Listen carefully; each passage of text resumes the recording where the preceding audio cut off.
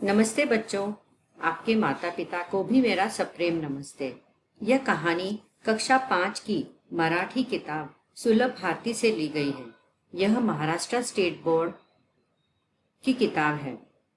कई लोगों की विनती थी कि ही पी से कोणाची की कहानी हिंदी में समझाई जाए, तो चलो सुनते हैं पहले इस कहानी का सारांश हिंदी में।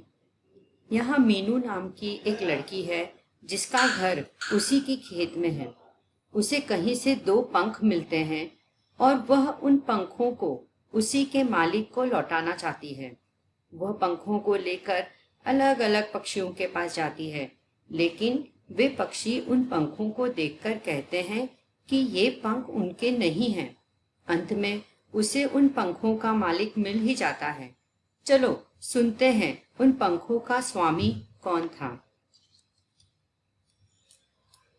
मैं एक लाइन मराठी में पढ़ूंगी और उसके बाद उसी लाइन को मैं आपको समझाऊंगी। मीनूचे घर शेतात होते। मीनू का घर खेत में था। ती खेळता खेळता घरापासून खूप दूर आली। वह खेलते खेलते घर से बहुत दूर आ गई। तिला 2 पिसे दिसली। उसे 2 पंख दिखे। तीने ती पिसे उचलली।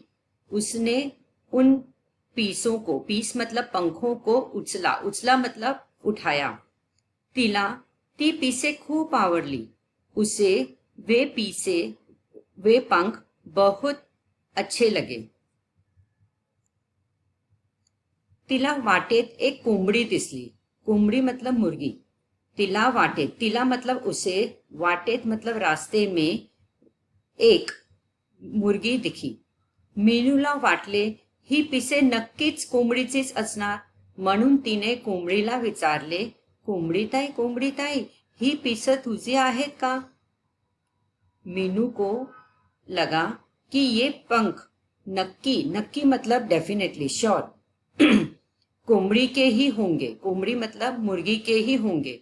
इसलिए उसने, तीने मतलब उसने, मुर्गी को पूछा कि मुर्गी ताई, ताई मतलब होता है बहन, तो कोंबड़ी मतलब मुर्गी, तो मुर्गी ताई क्या ये पंख तुम्हारे है क्या?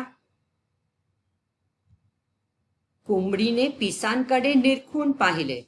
मुर्गी ने पंखों की तरफ, कडे मतलब तरफ, ध्यान से देखा। नाही ग बाई, ही पिस माझी नाहीत। नाही ग बाई मतलब नहीं बाई बेटा, ये पंख, बाई मतलब लड़की है, नहीं ये पंख मेरे नहीं हैं, असे म्हणून कोंबडी खुराड्यात जाऊन बसली। ऐसा बोलकर मुर्गी मुर्गी के घर को खुराडे बोलते हैं, तो उसमें जाकर बैठ गई। कुणाची आहेत बरं ही पिसं? असे म्हणून मीनू एका झाडाजवळ आली। अरे ये पंख किसके हैं फिर? ऐसा बोलते हुए मीनू एक पेड़ के पास आई। झाडाजवळ मतलब, झाडा मतलब पेड़, जवळ मतलब पास, आई, आली मतलब आई। तिला झाडावर पांढऱ्या, बघा, तिला झाडावर पांढऱ्या करड्या रंगाचे एक कबूतर दिसले।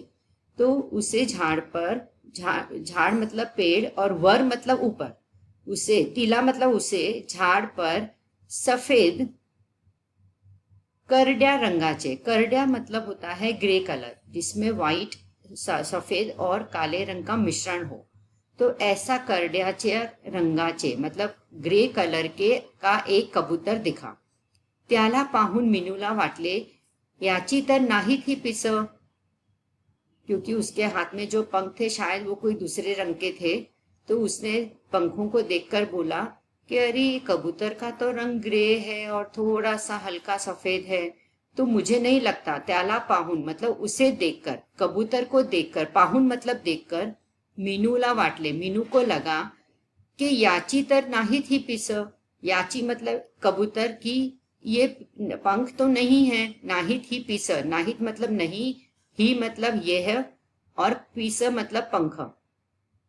तिने कबूतरला विचारले। उसने कबूतर से पूछा, कबूतर दादा, ही पिसं तुझी आहेत का? उसने कबूतर से पूछा, अरे कबूतर दादा, ये पंख आपके हैं क्या, तेरे हैं क्या? कबूतर म्हणाले, नाही ग बाई, ही पिसं माझी नाहीत. कबूतर ने भी कहा कि नहीं, ये पंख मेरे नहीं हैं. पिसं मतलब पंख, माझी मतलब मेरे, नाहीत मतलब नहीं है. कोणाची आहेत बरं ही पिसं? या विचारात मीनू पुढे निघाली. तो मीनू के मन में ये विचार आया कि अरे फिर ये पंख किसके हैं.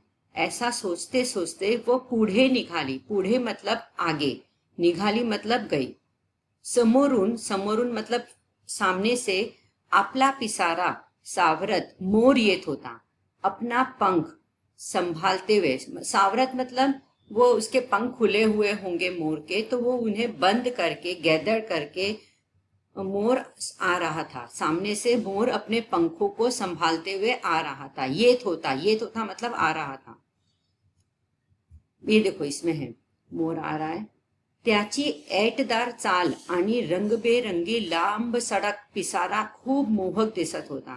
त्याची ऐटदार चाल, ऐटदार मतलब बहुत ऐसे रुबाब में चलना, उसको बोलते हैं ऐट में चलना. ऐटदार चाल आणि रंगबेरंगी, रंग बिरंगी उसके लंबे, लांब सड़क मतलब बहुत ही लंबे पंख बहुत ही मोहक दिख रहे थे. मोहक मतलब बहुत ही लुभावने, बहुत सुंदर दिख रहे थे. दिसत होता मतलब दिख रहे थे. तिने आपल्या हातातील पिसे निरखून बघितली. उसने, तिने मतलब खुद, मीनू ने उन पंखों को, अपने हाथ में रखे पंखों को निरखून बघितली. निरखून मतलब बहुत ध्यान से उलट पलट कर देखा. बघितली मतलब देखा. ही पिसे नक्कीच मोराची नाहीत हे तिला जाणवले. मतलब जब उसने मोर को देखा कि अरे उसके पंख तो बहुत सुंदर हैं और कितने लंबे हैं, और उसके हाथों के पंख तो बहुत छोटे थे, तो ये पंख नक्कीच मतलब डेफिनेटली, श्योर मोर के नहीं है, ये उसे समझ में आया. जाणवले मतलब उसे समझ में आया. तरीही तिने मोराला विचारले. फिर भी उसने मोर को पूछा, अरे मोरा, ही पिसं कुणाची आहेत हे तुला माहित आहे का? उसने मोर से पूछा, अरे मोर, ये पंख किसके हैं? क्या आपको पता है, या क्या तुम्हें पता है ये पंख किसके हैं? माहित मतलब पता है, पता, और आहे मतलब आहेत मतलब है क्या? मोराने पिसांचे निरीक्षण केले. मोर ने पंखों को निरीक्षण किया. निरीक्षण करना मतलब ध्यान से देखा, उलट पलट कर देखा. तो म्हणाला, ही तर बदकाची आहेत. उसने कहा, ये पंख तो बदक के हैं. मीनूला खूप आनंद झाला. तिने मोराला विचारले, मला बदक कोठे भेटेल? मीनू को बहुत खुशी हुई. उसने मोर को पूछा, मुझे बदक कहाँ मिलेगा? मोराने बदकाचा पत्ता सांगितला. मोरने बदक का एड्रेस, पत्ता मतलब एड्रेस बताया. त्याचे आभार मानून मीनू पळतच नदीवर आली. त्याचे आभार मानून, त्याचे मतलब उसका धन्यवाद देते हुए मीनू दौड़ते हुए, पड़तच मतलब दौड़कर नदी के पास आई. नदी किनारी दाट झाड़ी होती. नदी के किनारे बहुत ही घनी झाड़ी थी. झाड़ी मतलब बुश थी. तिने बदकाला हाक मारली. उसने बदक को आवाज दी. हाक मारली मतलब आवाज देना. बदक झाड़ीतून बाहेर आले. बदक पेड़, उस बुश से बाहर आए, झाड़ियों से बाहर आए. बाहर आया. मीनूने त्याचा समोर हातातील पिसे धरली आणि त्याला म्हणाली. मीनूने त्याचा समोर मतलब उसके सामने, समोर मतलब सामने, हातातील उसके हाथ में जो पंख थे वो पकड़कर उसको बोली, ही तुझी पिसं मला सापडली आहे. आपकी, तुम्हारी ये पंख मुझे सापडली मतलब मिले हैं. I found it from somewhere. मी तुला शोधत होते, मैं तुझे ढूंढ रही थी. शोधत मतलब ढूंढना. ही घे तुझी पिसं, ये ले तेरे पंख. बदकाला मीनूचे कौतुक वाटले. बदक को मीनू का बहुत ही, उसके मन में उसके लिए बहुत ही आश्चर्य हुआ और खुशी हुई कि देखो ये मेरे पंख, मेरी चीज गिरी हुई मुझे ढूंढते हुए देने आई. तो उसको बहुत अच्छा लगा. बदक मीनूला म्हणाले, मीनू, बदक ने मीनू से कहा, मीनू, तू माझी पिसं देण्यासाठी इतक्या दूर आलीस? मीनू, तू मेरे पंख देने के लिए इतने दूर आई, म्हणून ही पिसं तुझ्या जवळच ठेव. इसलिए ये पंख अब तू तेरे पास ही रख. एकदा पिसं गळून पडली की ती पुन्हा जोडली जात नाहीत.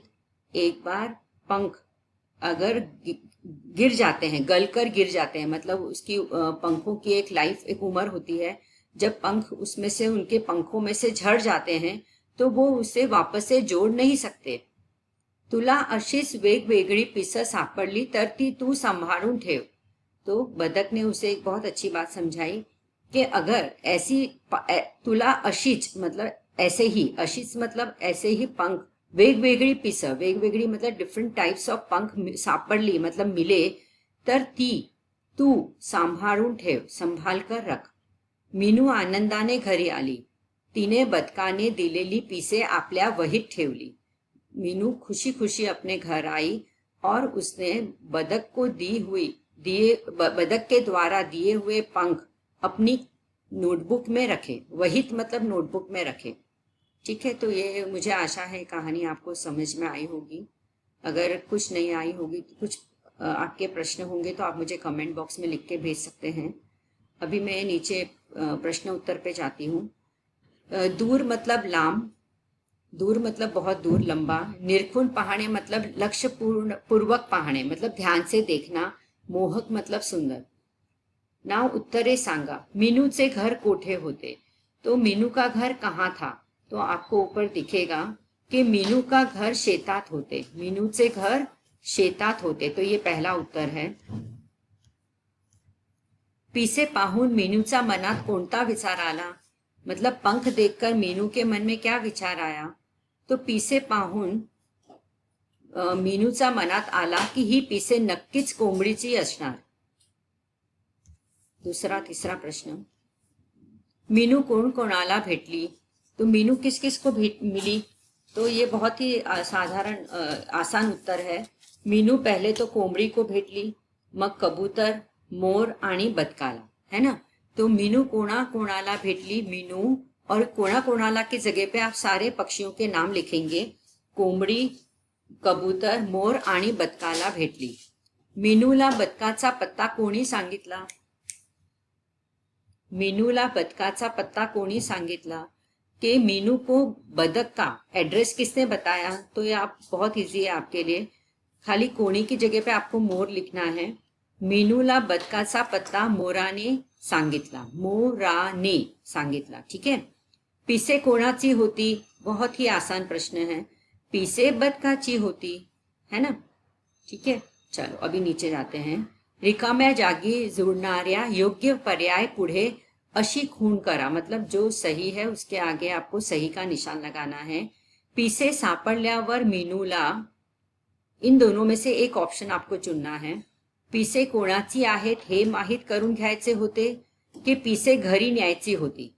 तो पहला पर्याय सही है कि पिसे कोणाची आहेत हे माहीत करून घ्यायचे होते. नाउ नेक्स्ट आंसर है, नेक्स्ट प्रश्न है जोड़ा जुड़वा मतलब मैच द कॉलम. तो ये बदक कहाँ रहता है? नदी में. कोंबड़ी कहाँ रहती है? खोराडे. कबूतर रहता है झाड़ पर. ठीक है. नाउ उदाहरणे वाचा आणि त्याप्रमाणे लिहा. तो पहला उदाहरण है घर. घर से नया शब्द बनाया, घरापासून. दूसरा है घर से ही दूसरा शब्द बनाया, घराजवळ. खुराडे से बनाया, खुराड्यात. तो उसी तरह से आपको गांव, पाय, तळे आणि घरटे दिले आहेत, तो आपको उससे शब्द बनाना है. तो आप गांव से बना सकते हैं गावाजवळ या गावापासून. पाय का बना सकते हैं पायाजवळ, है ना. तळे का तळ्यात, घरटे का घरट्यात. ओके. तो इस तरह से आपका ये आपकी ये कहानी खत्म होती है. मुझे आशा है आपको ये कहानी पसंद आई होगी और समझ में आई होगी.